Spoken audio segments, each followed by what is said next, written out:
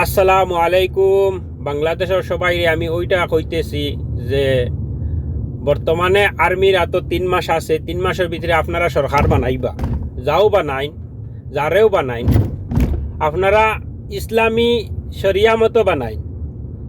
ইসলামী শরিয়া মতো বানাইলে কি তাই জাননি, চুরি, লুচ্চামি, ডাকাতি, জিনাকুরি, এর বাদে অগুর বউ হগে লইয়া যাইতে গিয়া, অগুর টেকা হগে মারিয়া লইয়া যাইতে গিয়া, এটা সব বন্ধ হয়ে যাব ইনশাআল্লাহ। কারণ বাংলাদেশ একটা পবিত্র জায়গা, ইনো অলিয়া উলিয়ার জায়গা। আর মাঝে কয়েক বছর সরকারের নিজের স্বার্থ লাগিয়া এটা জিনিস পুরা বাড়াইয়া দিলাইছিল। গতিকে যাই হোক, সরকার পতন হয়েছে, সরকার যে করছে, যে দুষ্টামি করছে, তানোর একদিন সাজা হয়। তা আল্লাহ যাই হোক সাজা দিলাইছেন, তাই এমতেও বাগিয়া গেছেন গিয়া আমরা দাদি। তো এখন আপনারা যারেও সরকার বানাইন, ইসলামী শরিয়া মতো সরকার বানাইন।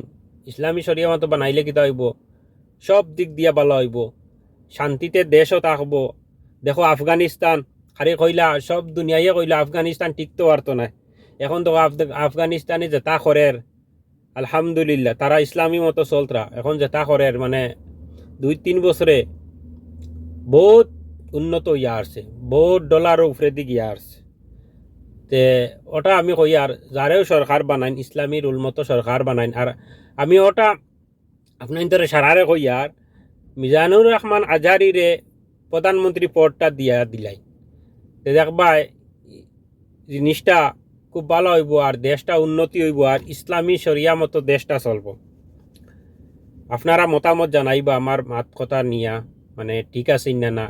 মিজানুর রহমান আজহারিরে প্রধানমন্ত্রী বানাইলে আমার দিলে খুব ভালো হইব। আপনারা জানাইবা আপনারা মতামত কিটা। ঠিক আছে, আপনারা সবাই ভালো থাকো, সুস্থ থাকো। খুদা হাফিজ, বাই বাই।